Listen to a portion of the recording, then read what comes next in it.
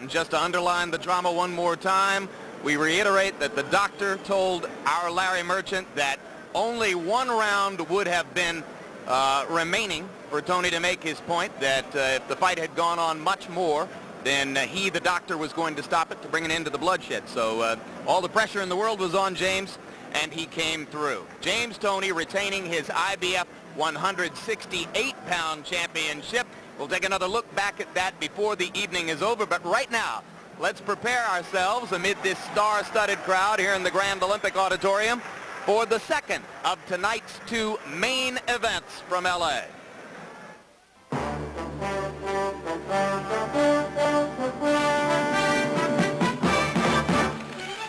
Tonight, from the entertainment capital of the world, it's Oscars night. Nominated for Best Live Action, Oscar De La Hoya for his action-packed attack in throwing over 60 punches per round. And nominated for Best Original Score, once again, Oscar De La Hoya for scoring 10 knockouts in his 11 professional fights. And nominated for Best Performance, you guessed it, Oscar De La Hoya for averaging only 3.3 rounds for each performance. Live from the Grand Olympic Auditorium in Los Angeles, HBO Sports presents Oscars Night as undefeated Oscar De La Hoya faces Jimmy Bredahl for the WBO Junior Lightweight title of the world. And just as will be the case less than a month from now on Academy Award night, all the stars are on hand here. First name basis for all of you who know them so well. Jack is here. And, of course, Sugar Ray, now a resident of our fair city here in Los Angeles, here and seated in the front row. And not too far away from him, the noted amateur boxer, Ryan O'Neal. And Billy Crystal, check it, Gary Shandling, I should say. Excuse me. Sorry, Gary. My apologies. The Larry Sanders Show itself, doing a live segment from here at ringside. So we get ready now to join the continuing career of boxing's newest young sensation, the man whom Bob Arum says has a chance to become the biggest of all the big stars in the sport, 21-year-old Oscar De La Hoya, America's only Olympic gold medalist coming out of the Barcelona Olympic Games in the boxing competition. Larry Merchant, the promotional material for the fight, says that Oscar De La Hoya has a chance to win his first world championship. And the layman might say, wow, at age 21 in his 12th professional fight, he's fighting for a title. Is he being rushed into a title bout? He would be, Jim, if this were a championship fight. If this was a total line, no doubt about it, fight for the best man in the division in the world. But as Ali used to say, we're not as dumb as we look. We all know what this is about. And this young fighter isn't ready yet to soar to the top of the mountain. He is a terrific prospect, Oscar De La Hoya. He's one of those golden boys who comes out of the Olympics, and we all want to watch his progress. But a championship fight, Jimmy Bredahl is a good young fighter who might make a good opponent at this stage of De La Hoya's career. But is he a champion, or is he just the champion of the Tivoli Gardens in Copenhagen? Nothing even that lofty. What he's the champion of, Jimmy Bredahl, is the WBO. And the last WBO champion we had was Tommy Morrison.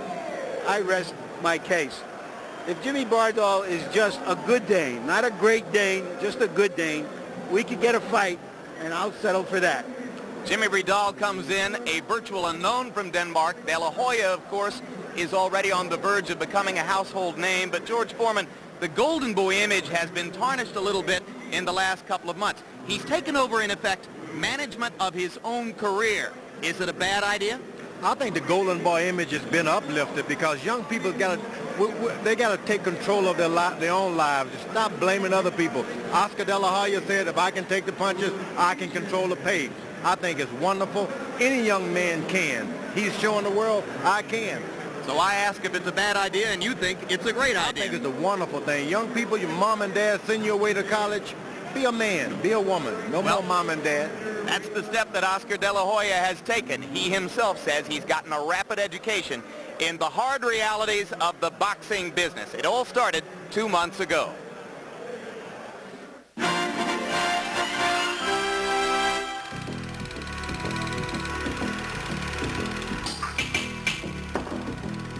was very tough to let go of two people that were trying to help out my career. It was very tough. Oscar De La Hoya dropped out of a fight last December, and after a messy public dispute, he fired his co-managers, pictured here, Steve Nelson and Robert Middleman. I believe it was the right move because now I can focus and just stay focused 150% in my boxing and accomplish what I want to accomplish. After De La Hoya's sensational gold medal performance at the Barcelona Olympics, Nelson and Middleman dangled $1 million contract before Oscar's eyes. And quickly, he signed. But it didn't take too long before he learned. Not everything that glitters is gold. One of the reasons why we didn't agree on things is because they didn't keep their promise. They were always going to be a little bit strapped for cash because their $1 million promise was not, they didn't have $1 million in their pocket to hand to them. They were always a little bit late with the money. Oscar and his managers never quite connected culturally either. The chemistry was lacking between Oscar and his people on the one hand and Bob Middleman and Steve Nelson on the other. It was all hectic because they would come up with different ideas and we would come up with different ideas, and it was just tough. You have two guys from New York who do not have Latino connections, do not speak Spanish, a little bit in your face. Then he's got people who come to him who speak Spanish, who have Latino ties, who maybe say, hey, these are just two white guys from New York just messing your career up. They're taking 33 1/3% of your money off the top, and you don't need this kind of hassle. So De La Hoya broke free from Nelson and Middleman at the cost of a settlement payment close to $2 million. Oscar now manages himself in cooperation with several influential members of the Los Angeles Latino community. He still listens to his father and his trainer. Now, is he in control of his career? We'll see. Is this the right move? He better win his fights. What he is doing is heaping the burden of his career upon his own shoulders. While some praise De La Hoya's maturity for undertaking the tough job of putting his own house in order, others detect a troubling pattern. I don't think anyone who saw what happened with Shelley Finkel, anyone who has seen him through his career should say that this is a shock, that this was, God, how could this have happened? Evander Holyfield's manager, Shelley Finkel, had subsidized De La Hoya's lengthy amateur career, even paying for his mother's funeral expenses. Finkel was thought to have a lock on De La Hoya after the Olympics, until Oscar suddenly accepted Middleman and Nelson's pie-in-the-sky offer. Steve Nelson and Bob Middleman offered Oscar a very, very attractive deal. And they went for that Oscar went for that deal. Since then, Finkel has sued to recover his expenses. And with two jilted management teams now in his wake, what are we to make of Oscar De La Hoya's loyalty? What do you want, huh? Illegal. Remember, Oscar has just turned 21. He's very young.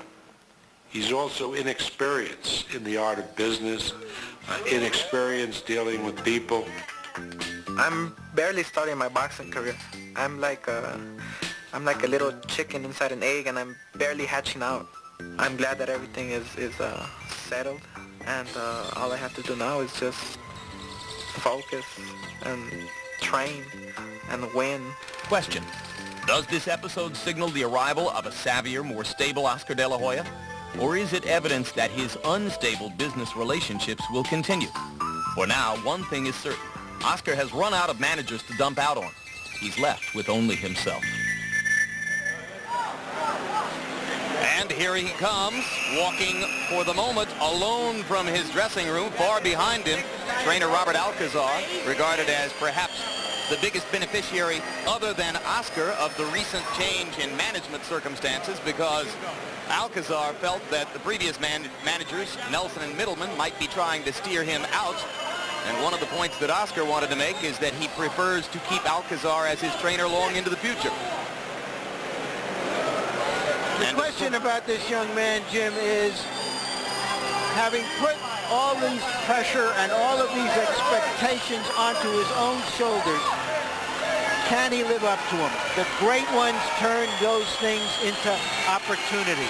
Part of the pressure tonight, he'll be fighting before almost all of his friends and family members.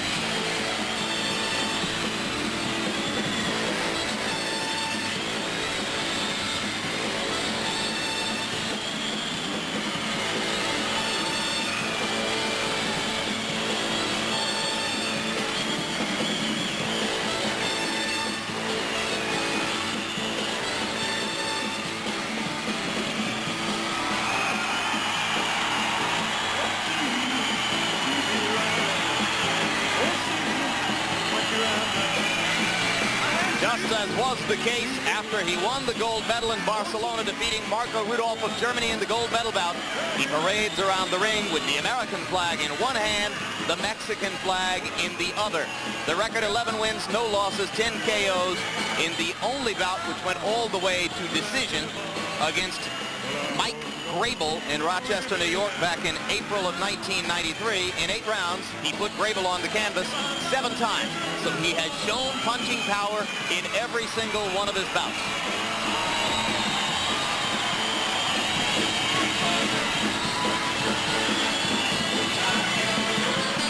His opponent tonight makes his way from Denmark by way of Tyler, Texas, where he trained for this fight under the tutelage of his American trainer, Al McCoy.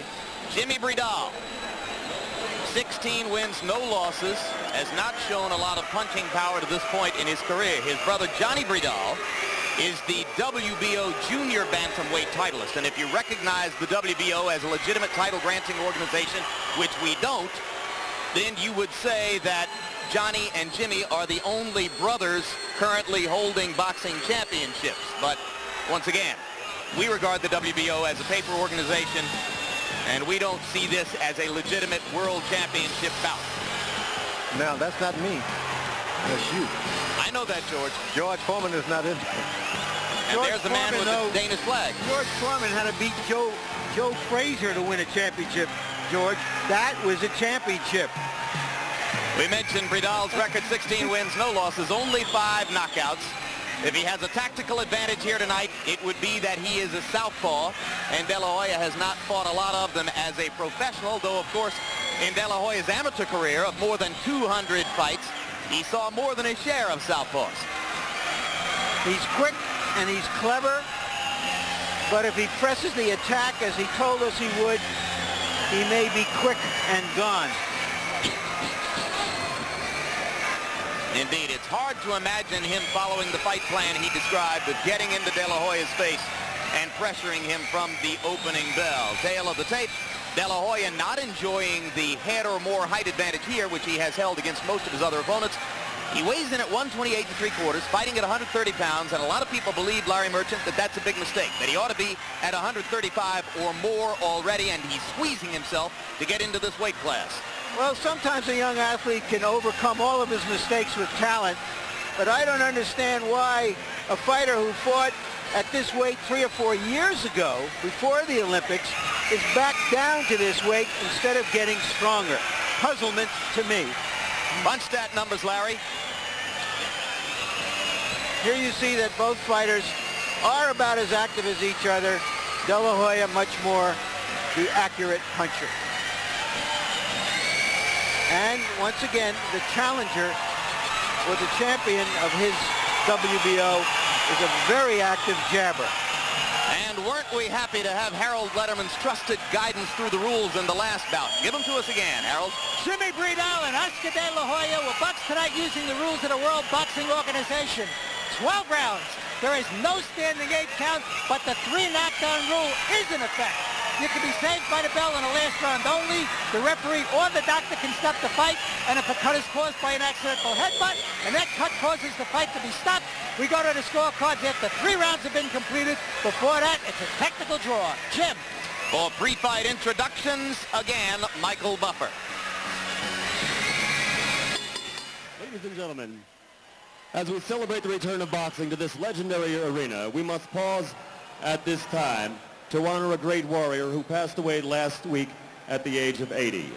Like the great fighters who appeared here in the Olympic Auditorium, he was a man of great courage and heart. He always gave 110%, and he never gave up. He proved this in 1951 in Pittsburgh, Pennsylvania. It was his 5th and well-deserved chance at the heavyweight title. He came out for the 7th round, threw a picture-perfect left hook, and 10 seconds later, he was heavyweight champion of the world. Ladies and gentlemen, as we welcome a new era of boxing here at the Olympic, we must bid a farewell to a grand old champion. At this time, please rise in silence. Please rise in silence for a final farewell. A memorial count of 10 for the former heavyweight champion of the world, Jersey Joe Walcott.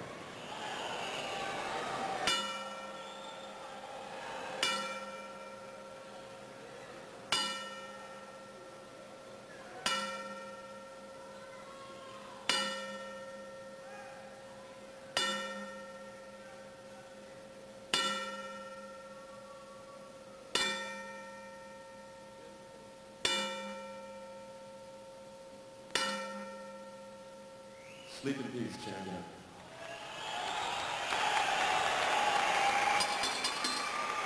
Now, ladies and gentlemen, once again, Top Rank Incorporated, along with the undisputed, undefeated king of beers, Budweiser, proud to be your bud, presents professional championship boxing for your entertainment. This bout is sanctioned by the World Boxing Organization and the California State Athletic Commission. Chairman for California, William Eastman. Vice Chairman, Willie Buchanan.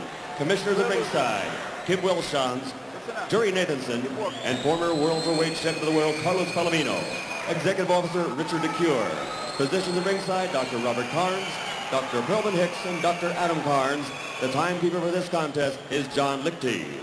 WBO Supervisor ringside, Francisco Farcasel. WBO judges assigned, scoring the bout on a 10-point must system are Jess Andreasen, Raul Caiz, and Wiso Fernandez. And when the bell rings, the man in charge of the action, referee Lou Moret. And now, ladies and gentlemen, once again, part 2 of the grand opening of the Grand Olympic Auditorium here in the City of Angels. Let's get ready to rumble! 12 rounds of boxing for the WBO Junior Lightweight Championship of the World. Introducing first, fighting out of the red corner, wearing the gold trunks with black trim, weighing 128 3/4 pounds, from East Los Angeles, California, undefeated with a record of 11-0, 10 by KO. He's the 1992 Olympic gold medal champion. Ladies and gentlemen, presenting the undefeated challenger, the pride of East LA, the Golden Boy, Oscar De La Hoya.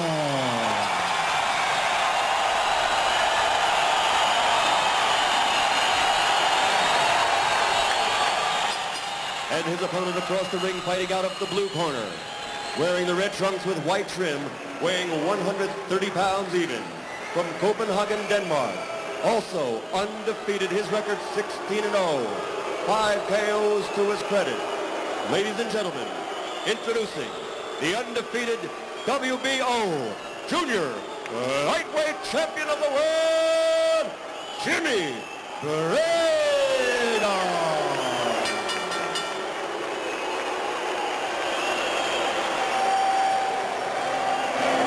Oscar? Both fighters, Jim, look like they could use a good square meal or two. I don't like to see a guy come into his hometown smiling so much before a fight. Oscar, never seen him smile. That first fight was right out of one of the movies they used to stage here, Jim and George. I wonder what Oscar De La Hoya can do to top it or match it. Well, the stage has certainly been set by James Toney. And now the challenge is there for De La Hoya. Solid right hand to begin round one. No evidence that Bredahl is ready to pressure De La Hoya as he claimed he was. De La Hoya surprised me. He's throwing one punch at a time. Well, maybe he's been lured into thinking of himself as a knockout artist, George. Yeah, you can't do that. You got to stick to what gets you over. Set up everything behind a jab, then throw numbers. Oscar is naturally left-handed, but fights from a right-handed stance. It's the lightweight inverse of Michael Moorer, a natural right-hander who fights as a southpaw in the heavyweight division. What it means is that his lead hand, his jab hand, is also his strongest and best hand.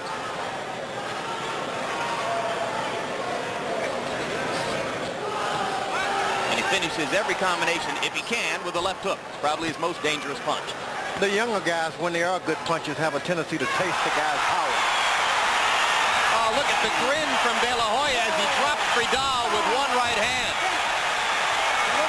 And that's the first time Bredahl's ever been on the canvas. And Bredahl is looking at De La Hoya with a look that says, don't get too cocky. But I'm not sure Bredahl is strong enough to be in the ring with Oscar. Oscar's a great finisher. This could be over fast. No action in return from Bredahl as De La Hoya fires away with both fists. What a show. Oscar's a great finisher, but you've got to respect an opponent. He knows that 12 rounds is where the fight could go.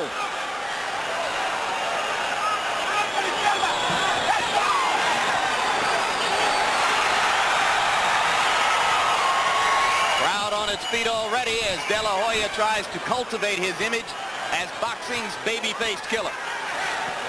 Believe me, if Oscar wins this title, the WBO will suddenly be the place. Well, maybe at 130 pounds. Although there's evidence that his managers were steering him away from one of the three existing titleists from the other organizations, Gennaro Hernandez. Oscar's forgetting to jab and set things up. Put it all back together like he did from the first.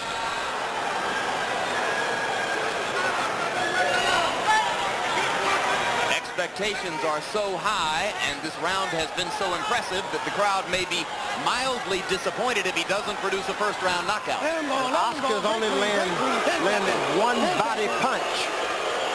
When you throw away a lot of energy like that, you've got to invest something back into the body. Bredahl makes it out of round one.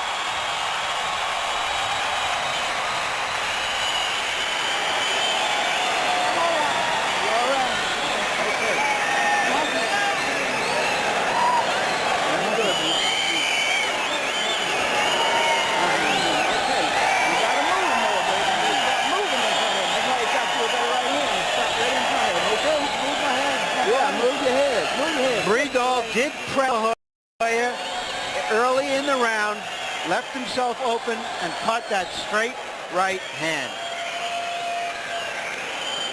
It was more of a flash knockdown. He was composed throughout it, got up, and survived the round.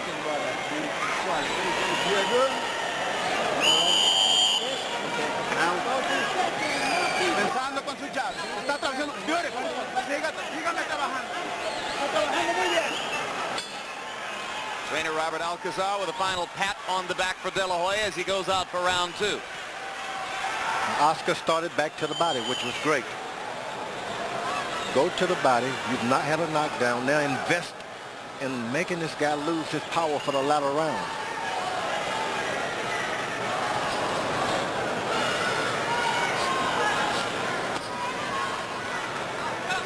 And as we watch for signs of the future champion in De La Hoya, the return to body punching at the beginning of round two is about as good an omen as you could look for. He was hurt this time, Oscar was. He's been knocked down before. He was knocked down by Narciso Valenzuela in his last fight, October 30. Oscar got to remember, he got that flash knockdown when Bredahl was pressing him. He didn't get it by going after him. He's got to make him come to him again. Left hook snapped Bredahl's head to the side. Good Great right hand again. Yep. That's That's a punch you can land against a southpaw if you throw it at the right time. Oscar's got to allow him to come forward a little bit, to be more accurate with that shot. Bredahl trying a left-hand lead, didn't commit to it too much. Probably felt too much leather already. De La Hoya backing him up with the jab. Now the best thing has happened. Oscar's starting to use his left jab. Boy, he is strong for this weight, George.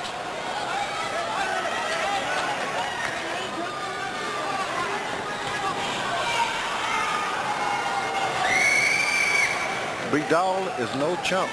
He takes a punch and he tries to get up and get a few more in. Well, he's very cocky. He thinks he's terrific. And he thinks he's fought better fighters than Oscar De La Hoya, although the list of opponents is an anonymity. Yep. Here we go. Bredahl down again. 3, 4, 5, 6, 7, 8. You okay? This is good. Come on. Plenty of time left in round 2. Oscar's got to be patient. Set this thing back up. 3 knockdown rule is in effect in this fight. But they have to come in one round, Jim. That's right.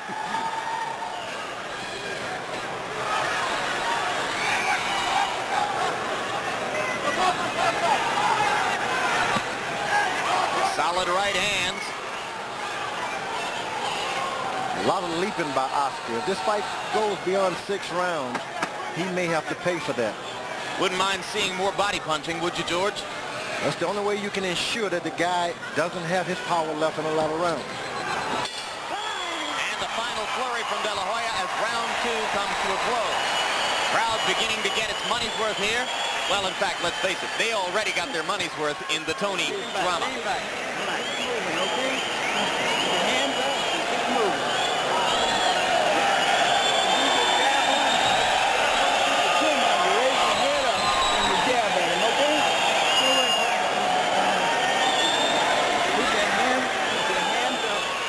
Let's see if we can catch the fight where he initially staggers Bredahl.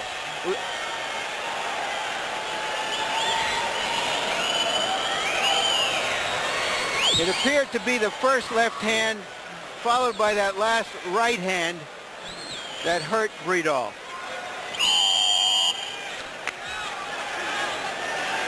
As you can see, Oscar De La Hoya is a picture boxer puncher. And the hand speed blur as he throws those combinations. Shades of Sugar Ray Leonard seated in the front row at ringside. Thing that troubled me, Oscar's landing a lot of good shots, but they're hitting the gloves of the champion a lot more than hitting the target. Bredahl trying to be more assertive as round 3 begins. He's been knocked down in each of the first 2 rounds.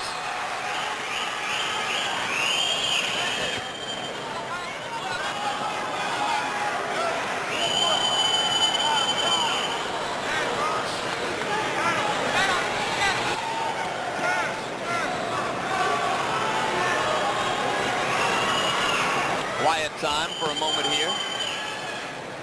The champion Bredahl has tasted the best power that Oscar has at this point. So his confidence can do nothing but grow now. Straight left hand landed for Bredahl. De La Hoya trying to go back to the right hand lead. Stalking, but properly cautious for the moment. Just misses with the right. This time Oscar should do some faking, feinting they call it. Move your hand, tricking. Right hand landed for Bredahl. Oscar answered with a left.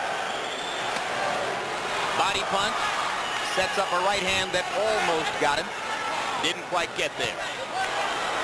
Slapping with the left, but now a hard right hand, and into the ropes goes Bredahl again. Okay.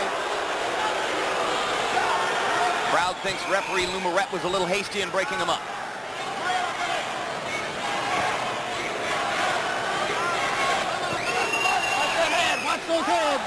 The chant you may hear from time to time is East LA, East LA. Largely Latino community where De La Hoya grew up.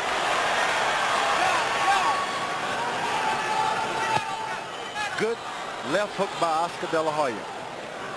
But at this point, he's putting too much power into every punch. You got to pace yourself in these lighter weights. Yeah, and he's deteriorated to one punch at a time. Combinations only when he feels the chance to move forward like there.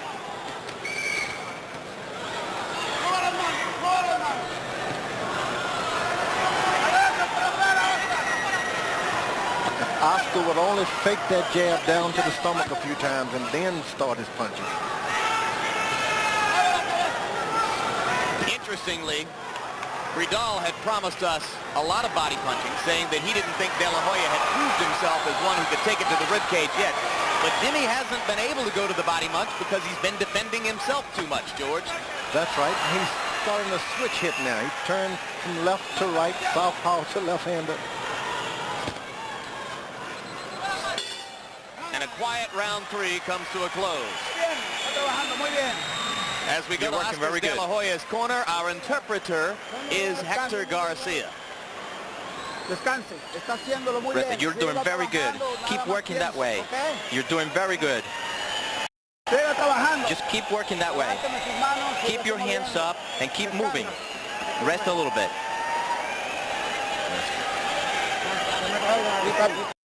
Very good. There's no problem. Just keep working.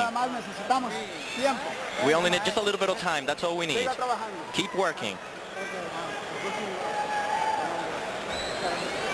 Descansa, okay?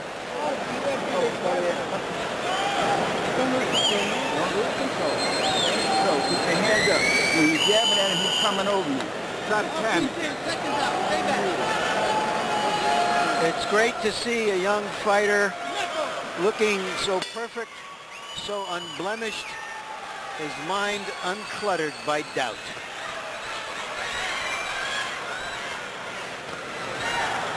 If you're going to be a good pro in the lighter weights, you're going to have to learn to pace yourself in these rounds. 1/3 into the fight, third away, you've got to start jabbing. Just keep your lead. You get a second win a little later on to finish him off again if you can. You think Oscar's in control of that, George? I don't think so. He's walking forward. Sometimes the right foot is bumping into his left foot, crossing over once. Bredahl landed a left hand in there. Another left hand gets in just under the chin. De La Hoya reaching now.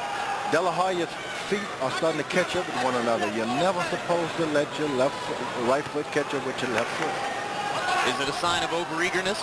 Yep, and it's the time when you're following a guy around. Boxing is defense at all times. Defend yourself at all times. Don't walk into a trap. The manly art of self-defense. There's some serious self-defense.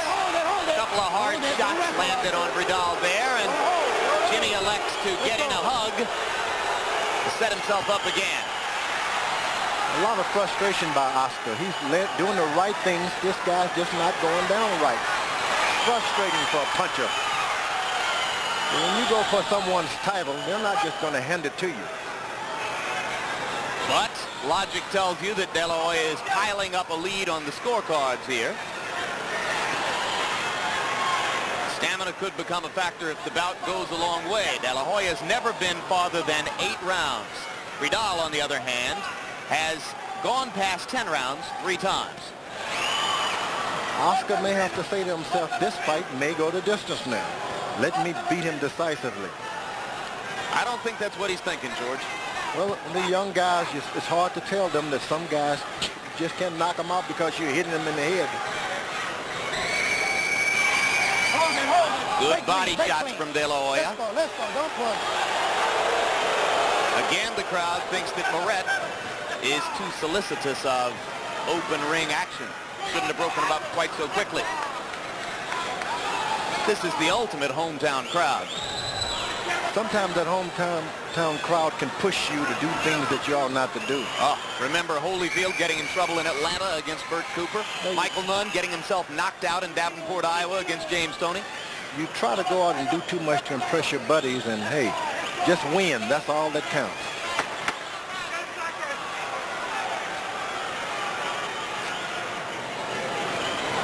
If you're going to be a good champion, you've got to use your jab. Left jab.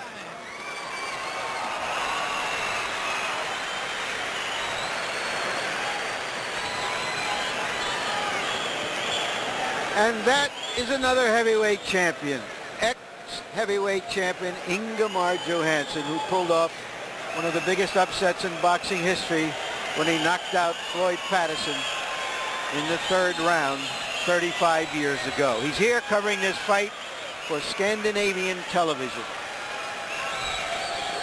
Harold Letterman, how do you score the fight so far? Larry, 4 rounds to nothing, 40-34, Oscar De La Hoya. At this point, Oscar is chasing him from East LA to East Copenhagen because Jimmy Bredahl is doing nothing but running away. I mean, Oscar deserves an extra point in rounds 1 and 2 for the 2 clean knockdowns. Certainly won rounds 3 and 4 easily. He's got a big 6-point lead at this point. I have it the same way. He has turned, De La Hoya has turned Bredahl from an opponent and a fighter into a survivor. I just got one question, Larry. If he gets knocked out here, is he still the champion of Tivoli Gardens in Copenhagen? I suspect he is. 4 rounds, our punch stat numbers tell us that De La Hoya has landed 41% of his blows. Bredahl, only 19%. Bredahl believes that he's still in this fight, that in the latter rounds, Oscar will tire. Right hand got up underneath De La Hoya's guard. Bredahl working hard to try to follow up with the left hand. Missing wildly, but Oscar knows he's in there. Hold it, break it, come on. That's a willing piece of aggression by Bredahl. That's the pressure he promised.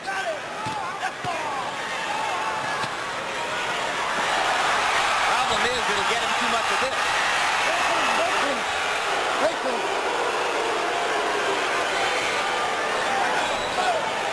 The crowd expects Bredahl to impale himself on De La Hoya's fists. And they're outraged when he refuses to do it. Great right hand landed for De La Hoya. So did the left. But Bredahl was moving away. Bredahl instinctively should, as soon as Oscar finishes flurry, jump right back on him. He's not fighting like a guy who really wants to keep his title.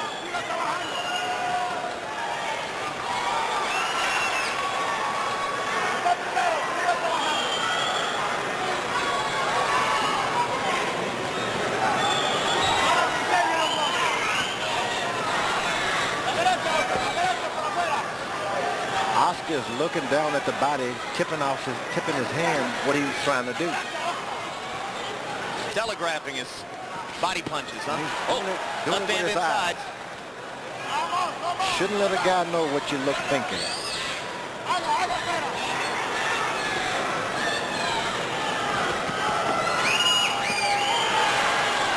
Well, of course, he's got those big liquid brown eyes, George, which Madison Avenue believes will sell billions of dollars worth of products.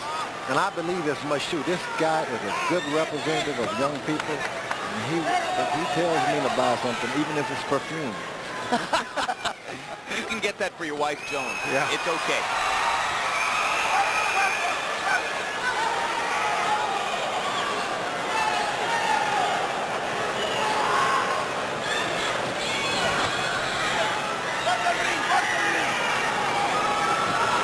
De La Hoya pacing himself a little bit as round 5 comes to a close. I think he's accepted the notion now that it's not an easy knockout. Yeah, he's bouncing.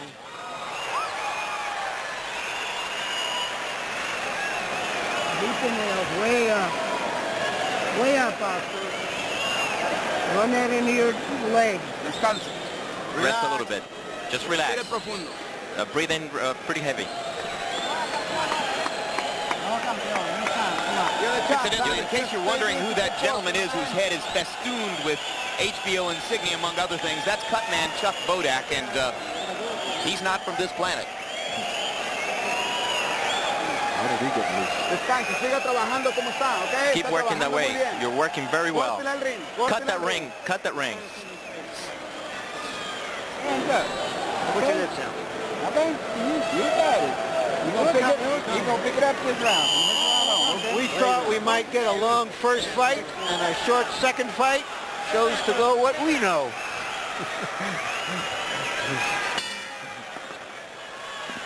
Round 6 begins. The end of this stanza would be the halfway point of this scheduled 12-round bout. If the champion is going to do it, he's better come on right now. Build up, take it to the judges, and win a few of these rounds. Good body punch. Existing 130-pound world championships are held by Genaro Hernandez, Azuma Nelson, and John Molina. As you watch De La Hoya go to work again to try to finish Bredahl, we'll point out that it's highly unlikely his management would ever let him near a fighter like Azuma Nelson at this stage of his career. They seem to have dodged Genaro Hernandez for the moment, and De La Hoya has sparred, I should say, with John Molina in the gym in the past. He says he always got the best of Molina.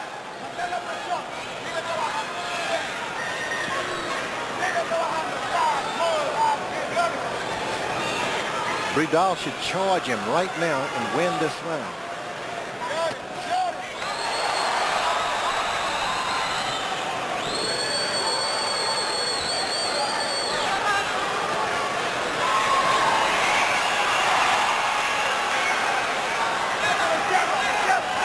There's blood from Bredahl's nose.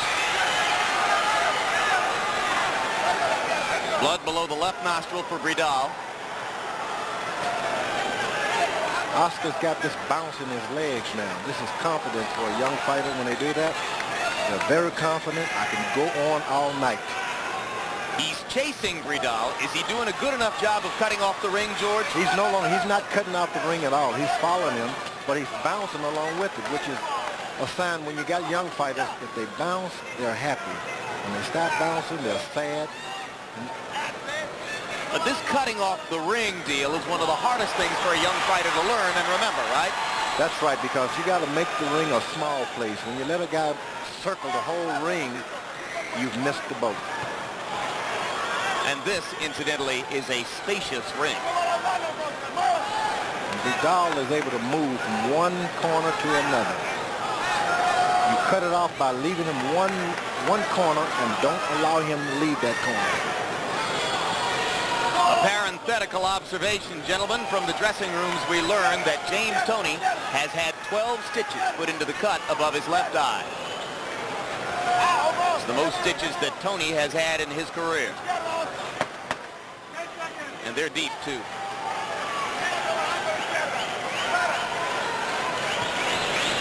It's very, very hard to look good against a fighter like Bredahl.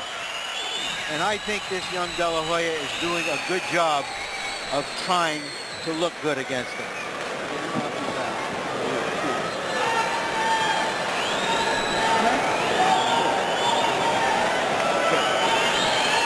Hold it, man. Hold it. Is it okay? All right. Don't hold too much, okay? Halfway to the 12-round distance. Okay, but you never go when I tell you, right? Don't worry. Okay. Give me some grease. You're okay. Stay out. Give me a drink. Only 85 punches between the two fighters in round 6. That's an incredibly low output for Bredahl, who spent most of the round simply running away from De La Hoya. You can do it. You can box the shit out of him. Let's go.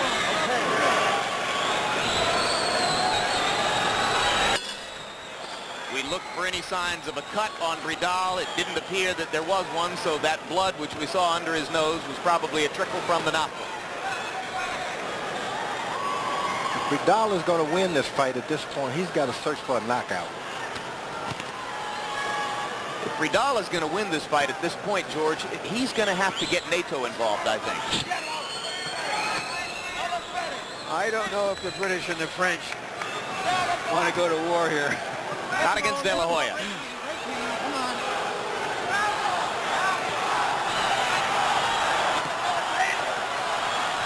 Now the crowd chants, Oscar, Oscar, Oscar. Oscar's got to remain calm and forget about the crowd. Well, at least Bredahl is staying close enough now to give him some opportunities. He knew he'd try an uppercut. He kept staying that close, and he landed the second uppercut flush. Oscar's strategy has been to keep winning each round, and the strategy has paid off thus far. Yeah, he's about 100 points ahead at this point.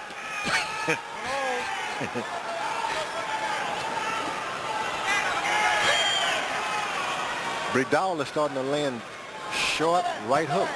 Oh, there's a solid right hand from De La Hoya. Bredahl steps in, goes to the left, to the body. Very clean, very clean, very clean. Bredahl much more aggressive in this round. His confidence seeming to return gradually. There's another De La Hoya flurry. Right, left, left. Bredahl thinks he got thumbed in the eye. Yeah.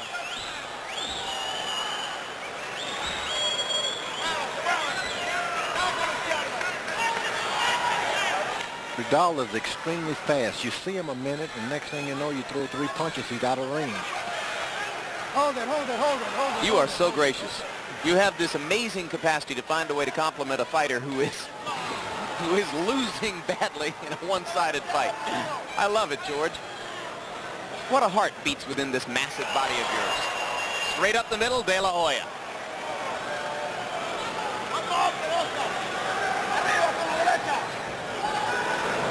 When De La Hoya uses his left jab, there's no contest. And it looks good.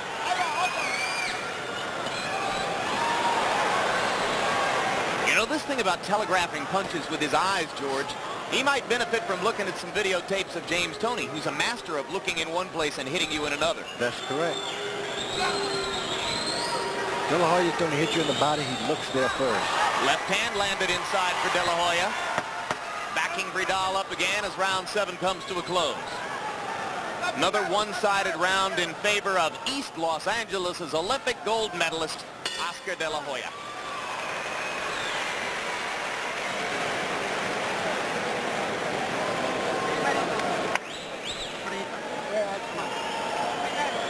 Oscar, ese hombre, termíname con la izquierda, ¿ok?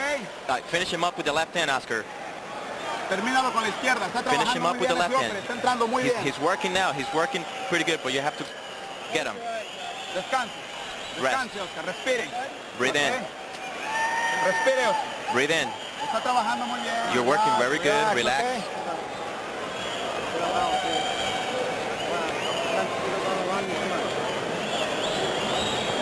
Harold Letterman, how do you see it through 7 rounds? Larry, 7 rounds to none, 70-61. Oscar De La Hoya, based on clean punching, effective aggressiveness, ring generalship, defense, artistic impression, and technical merit.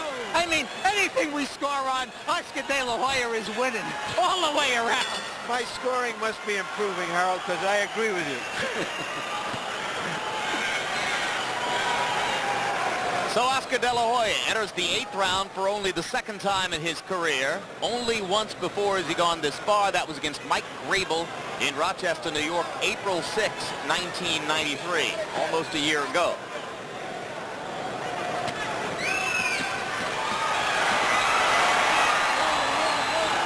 Bredahl says, let me hold you.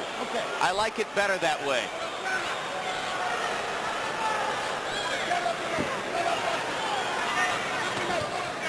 Watch the head, watch the head. The great Carlos Palomino watching at ringside across the way. He had a couple of terrific fights. Now, De La Hoya believes he's been butted by Bredahl, and referee Lou Moret allows him to get his bearings before they start again. Lead right by De La Hoya. Bredahl backs up. Left hook, and to the body. A little bit of a mean streak from Oscar, and Moret says, hey, don't hit him in the liver when I'm breaking you apart like that.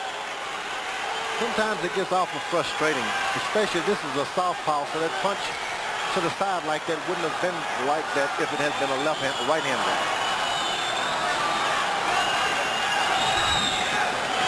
You're doing everything you can, and you can't get a knockout. You're young. You think everybody's supposed to fall. One more time. Oscar's energy boiling over here.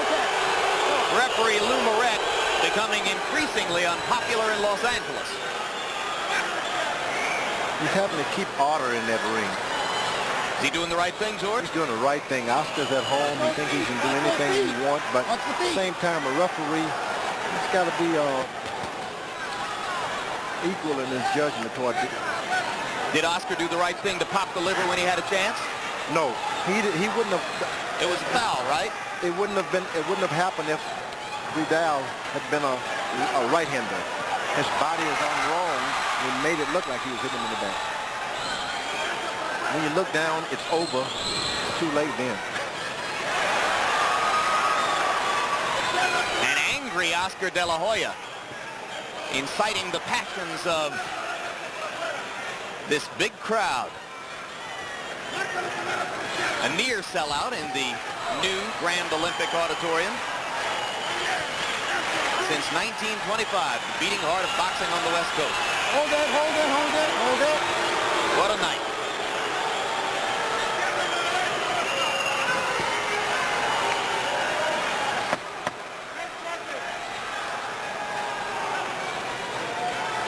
The way they move in synchrony, times here when I think I'm watching Torville and Dean.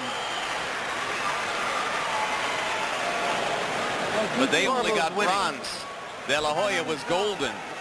Let's look down the road just a moment now. World Championship Boxing will return next month with a welterweight doubleheader as, yes, Pernell Whitaker, considered by most experts boxing's best pound-for-pound fighter, defends his WBC crown against #1 ranked contender Santos Cardona. Also featured two former champions face each other when Buddy McGirt takes on Livingston Bramble, live Saturday, April 9 from Norfolk, Virginia on HBO. Note the unusual starting time, 9:45 Eastern, 6:45 Pacific.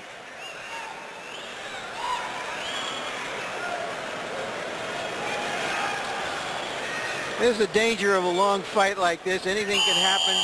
And there you saw a butt that got De La Hoya in the eye and rankled him a bit. Okay, come on. No damage. So this now becomes the longest fight of Oscar De La Hoya's long career. More than 200 amateur bouts, 11 as a professional. This is the first time he's ever had to go past 8 rounds.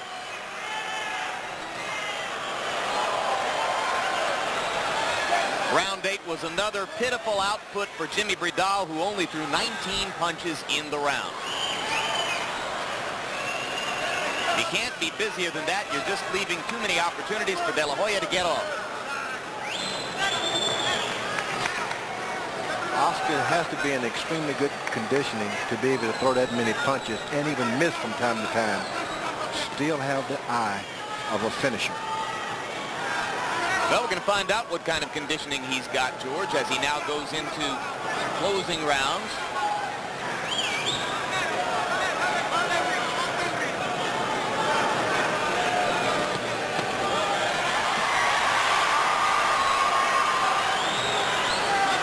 Bredahl is not going back after him when Oscar finishes his rally. Get right back on him.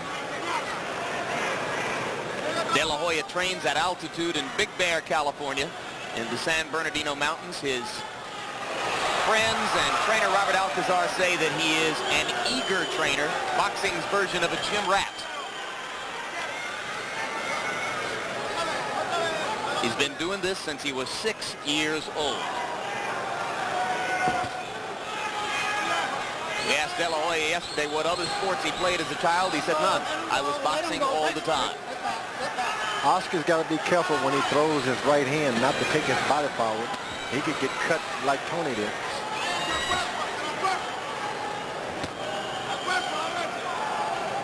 Bredahl is not too fond of De La Hoya's right-hand lead. He's begun to back away as soon as Oscar cocks the throw. Oscar's a sitting duck charging in. That left-hander's head is just missing his head each time. One butt, and that could be a bad cut.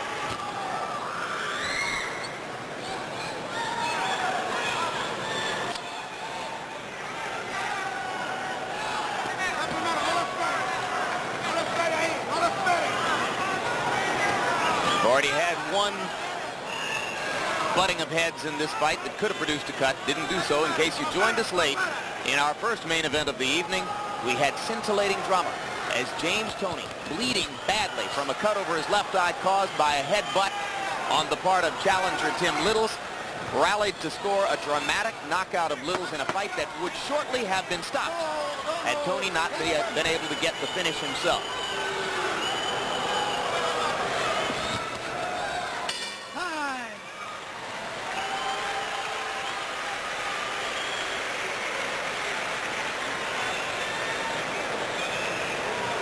Don't step out. My nose.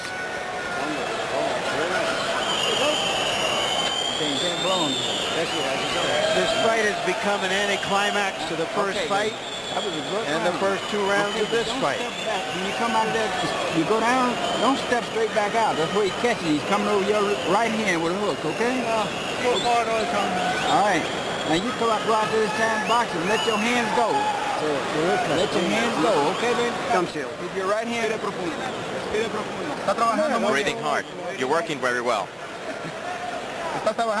You're working very well. Just keep working that same way. You come out first. You come out fighting first. Don't wait for him. You go first. Okay. In the big picture, this is a useful fight for De La Hoya. He's going to go the distance with this opponent, apparently. Keep him working hard. What did I just say? Don't worry, Larry. You were just dreaming it. You didn't say it. Hey, you okay? Maybe Bredahl has had enough of this. Yeah, it looks that way to me. Yeah. Third knockdown of the fight. The others came in rounds 1 and 2. Bredahl looks utterly weary. And referee Lou Moret has to be thinking stoppage pretty soon if De La Hoya continues this onslaught. Hold it. Let him go. You okay, Jimmy? You okay? Again, the crowd says, Lou, why did you stop him?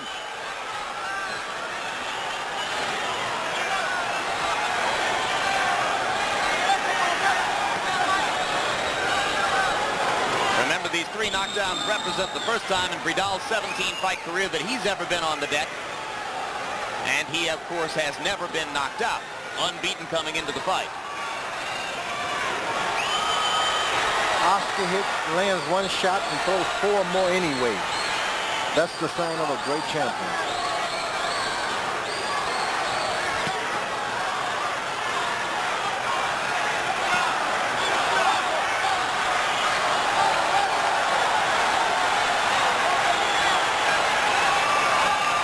Cut off the ring, keep him here in the corner. Didn't do it. He allows them to circle and circle and circle. Well, that's something to work on for sure. But then a lot of it is because he's a southpaw. The champion is a southpaw.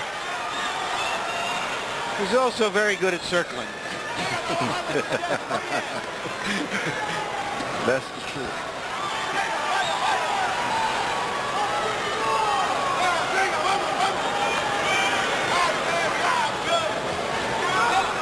Couple of more lead right hands, and he might go from a not-so-great Dane to a melancholy Dane. He just was not prepared for the power of Oscar De La Hoya. Weighed in at 128, but believe me, he's punching like 147.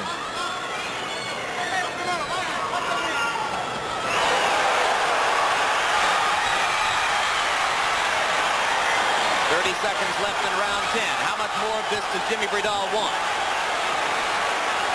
Can he find an opening to do some damage himself? No, he'd rather grab and hold for the moment. He's a gutsy kid. You can't see, you can't breathe, and the referee asks, "Are you okay?"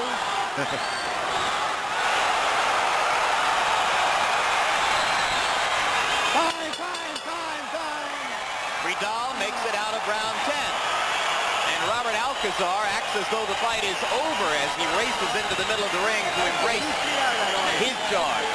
Now the doctor steps into the corner to take a look at Bredahl.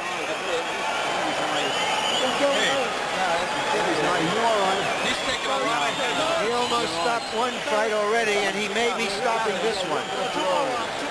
No. In California, either the referee or the doctor can stop the fight. And the doctor here says, enough. And you know what? Bredahl doesn't entirely disagree. So Oscar gets his TKO.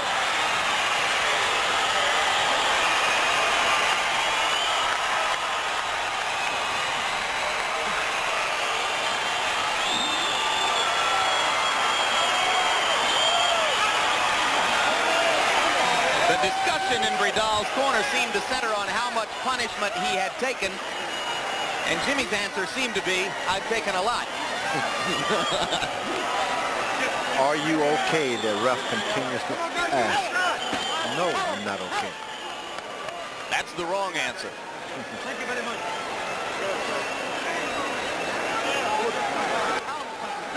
So De La Hoya moves to 12-0. Those who recognize the WBO, the World Boxing Organization, as a legitimate title-granting organization, and for our purposes, that would make 4 in the sport. So officially here at HBO, we don't acknowledge them.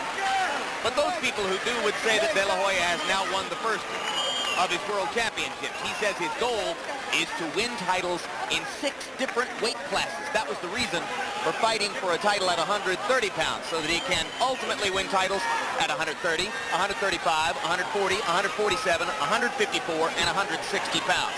Let's take a look back at some of the punishment from the last round, George. Here's the knockdown.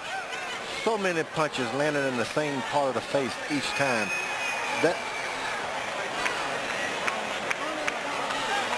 comes back with one each time. It's hard to recover.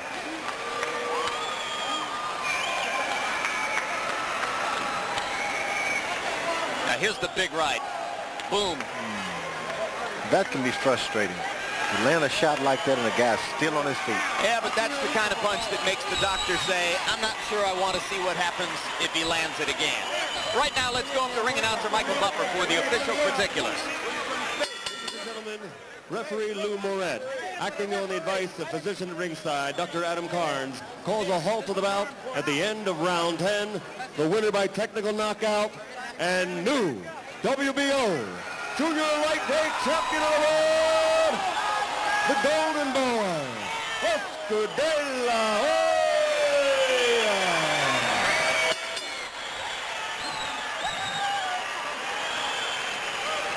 Final punch stat numbers. And you'll see here the statistical evidence that convinced the ring doctor that he'd seen enough after 10 rounds. De La Hoya landed 242 punches to only 77 for Bredahl. Connect percentage of 43% for Oscar. 1 out of 5 punches landed for Bredahl, and none of them did much damage. Oscar De La Hoya showing hand speed, combinations, a little footwork, power. There's not much missing, is there, George? He's got it all. He's got the making of possibly the best pound-for-pound fighter around. Possibly. I don't want to get into arguments with Tony, but yeah, this guy's good. Let's see him against some tougher opponents before we call him that. But right now, Larry Merchant stands by with De La Hoya. Oscar, congratulations. First, did you see Tony's fight? Did it have any effect on you? Did you want to do better than him? What was your impression going after? When you have a fighter who is good at like James Toney, and he puts on an excellent performance. He did very, very good. It puts you more pressure, so you could try harder and make you want to show off more and make the audience cheer more for you. So it did add a little more power to me. It psyched me up more, and my game plan was very good. I felt very, very strong. Okay, he's a very well-talented little boxer, and I give him a lot of credit. What was the difficulty of following up on your knockdowns? Was he just tough and quick? Well, a southpaw is really difficult when you go in there and try to throw your punches. You're so used to fighting a right-handed boxer that when you fight a left-handed boxer, it's a whole different game. It's a whole different plan that you have to sort out up in the ring, and that's what happened. But I caught him up in later rounds. Let's take a look at the last knockdown in the 10th round, which ended the fight, really. Tell us what you see. I was just putting a lot of pressure to him. He couldn't just stand the pressure because I felt very, very strong. I felt that I was in command, and it was just a matter of time that he would go down and lose the fight. Now this is the end of the fight. Did you punch enough to the body in this fight, Oscar? I really couldn't punch to the body a lot because of his left-hand style. But later on, I started to throw the right hook to the body, and they kind of worked, but I knew that I had to throw different punches, come up in different angles to win the fight. What kind of feelings and impressions do you have about following your father and grandfather into this arena and fighting here? Yeah, well, first of all, I would like to thank the Needleman family and Mr. Bob Barron, the best promoter in the world, to giving me this opportunity of reopening the Grand Olympic Auditorium. And it was just a great honor for myself because my father fought here, my grandfather fought here, And now for me to fight here is just the best thing that could ever happen to Los Angeles and myself. Do you feel that you still have to win over the hardcore, skeptical, tough fans in East Los Angeles? Oh, most definitely. I mean, fans are never going to be happy. People are never going to be happy. There's always going to be positive and negative critics out there. And I feel very, very confident that in the future I will come up against the best fighters in the world, and hopefully I will do well, because this is my first year in boxing, and I just have to develop more strength and more endurance and just physical strength that I need. You fought at 130 pounds. You weren't sure whether you'd be comfortable here. Do you want to stay here, or do you want to move up? I felt very strong. I felt very powerful and fast. I believe, see how it goes maybe in 3 weeks, see how I feel. If my body grows into a lightweight, or if I'll move up higher, who knows? Will you fight some of the outstanding fighters in your weight classifications here in Los Angeles, like Gennaro Hernandez and the Rellis brothers? And since you're managing your career, you tell us what your timetable is. Well, my timetable is to develop a little more experience, and eventually I'll be fighting the best in the world, from Los Angeles, from anywhere in the world, and I just need a little more time, and only I know when I've developed that strength and power to beat any champion out there. Well, at least for tonight, you were an excellent manager as well as a fighter. Thank you, Oscar De La Hoya. Thank you, sir. And back to you, Jim and George. All right, Larry, exactly the point I was going to make, George. Swimming against the tide, as always. You've said that you think it's an excellent idea for Oscar to manage himself. He did a heck of a job of it tonight, didn't he? Yeah, he did a great job, and it's going to tell the world, the young people, just because you're young, you're not dumb. How close is he to being able to take on the very best in these lightweight classes, e.g. Azuma Nelson and Gennaro Hernandez? Well, there's no way we could have seen the best of Oscar De La Hoya tonight. He was against a southpaw. Put him in the ring with a right-hander, you're going to see the best, and this guy will impress even the most skeptics of skeptics. He is a great fighter, and he's got a great future in boxing. All right, let's bring Larry in for some final thoughts here right now. Larry, if you'll just step over here and join us. George has offered that De La Hoya offers a sparkling future. Your final thoughts about both fights here tonight? Well, we came in here saying, I think accurately, that the building was a star tonight. But I also think that the two winners were stars as well. James Toney gave a performance that I don't think could have been topped any time in the glorious history of this arena. It was truly one of those dramatic performances that becomes the marker of a fighter's career. And I'll be curious to see how fans respond to him from here on out. And in Oscar De La Hoya, we did see a great young fighter, and I thought his comments after the fight about taking his time were appropriate, and shows that he's got a head on his shoulders for more than just the fighting in the ring. We came in wondering, I did anyway, whether you can turn nostalgia into reality. And I think at least for one night, we did. Just like in the movies. Well, don't leave us yet, boxing fans, because we've got a treat coming up. In a moment, we'll interview the man who next challenges for the heavyweight championship of the world. But first, a word about an upcoming original movie here on HBO. Inside a maximum security prison, Nobody's got a legitimate bitch unless I say so. there are some things they can't teach you. This is the training program. There are some things they don't tell you. You don't run this joint, they do. Now you people are turning into a problem again, my friend. And the only rule to live by is Well, how you gonna deal with the problem, Mr. Superintendent? be ready. We have an inmate control problem here. Officers are down. Has anything changed in the prison system? Is anything going to change? Let it burn! I'm going to negotiate this all the way. It's my officers' lives you're negotiating, goddammit! You run out of time, Mr. Superintendent. This is Attica. We're not gonna blink. Kyle MacLachlan, Samuel L. Jackson, and Clarence Williams III against the wall. Attica. 39 men died. The story never will. An HBO original movie. Premieres Saturday, March 26th on HBO. Hey, he's going to give me the first shot. Against the Wall, that's this month on HBO. Next month, April 22nd, this man, Michael Moore, challenges Evander Holyfield in Las Vegas for the WBA and IBF World Heavyweight Championship belts that Holyfield now holds. Michael, welcome to the telecast. Have you already begun training for the fight? Yes, I have. I've been in training for about a week and 5 days, so I'm feeling pretty confident about this fight. You've had various changes of manager and trainer in the past. When we saw you last here against Mike Evans on HBO, you were being trained by Teddy Atlas. Does he stay in that position for the upcoming title fight? Yes, he does. A lot of people make a big deal about changing trainers, but I think it's all within the fighter. I'm too strong-minded to let it bother me or affect me. You're the mandatory challenger, but there are a lot of people who thought that Evander might try to get around that to go ahead and try to unify the heavyweight championship against Lennox Lewis. Are you surprised that he's giving you the opportunity now? I'm not surprised. I remember him stating that he wants to fight the best, and I think that I am the best, and I think he knows that, but he wants to prove to himself. But I think it's going to be a fatal mistake, actually. What are your advantages against the champion? I don't know if there's any advantages. I know myself I'm younger, stronger, more determined. Well, those people who say that Evander should be favored in the fight will, on the other hand, say that you have a puncher's chance. It's boxing language for saying that Moorer is a guy with so much power that he might score a knockout against Evander, even if Evander is tactically better. Do you think that you have that kind of one-punch power against him?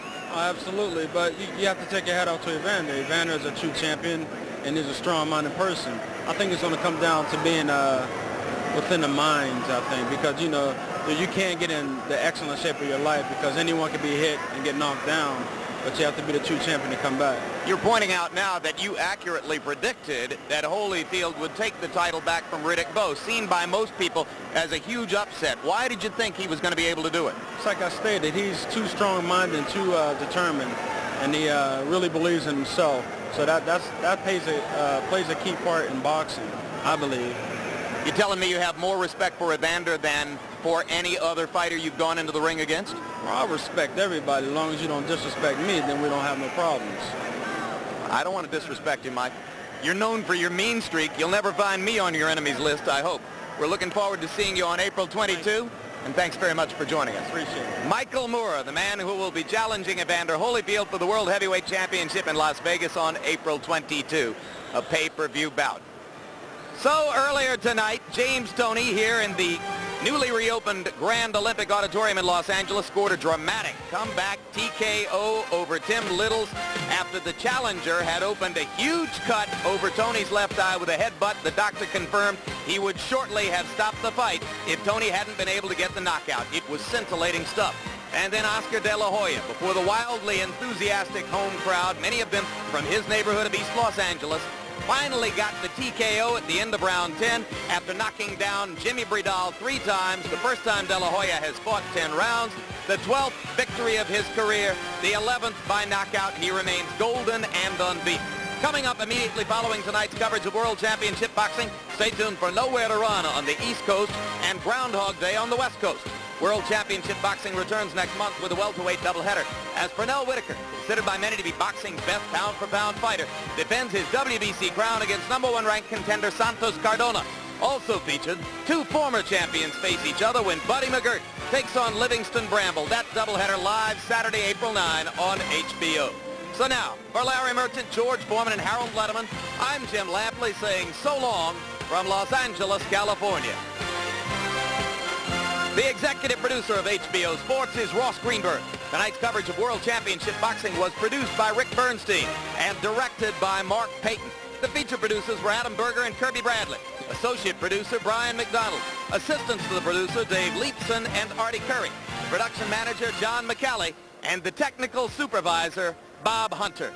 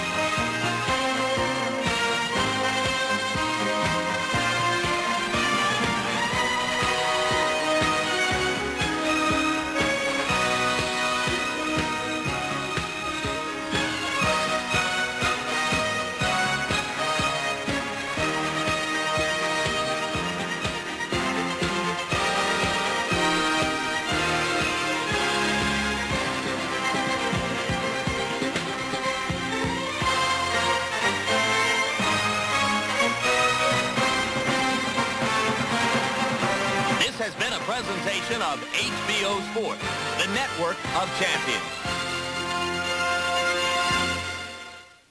Pound for pound, we all know who the best fighter in the world is. And Pernell Whitaker is back to prove it in a World Championship boxing doubleheader. Whitaker versus Cardona, McGirt versus Bramble, live Saturday, April 9th, only on HBO.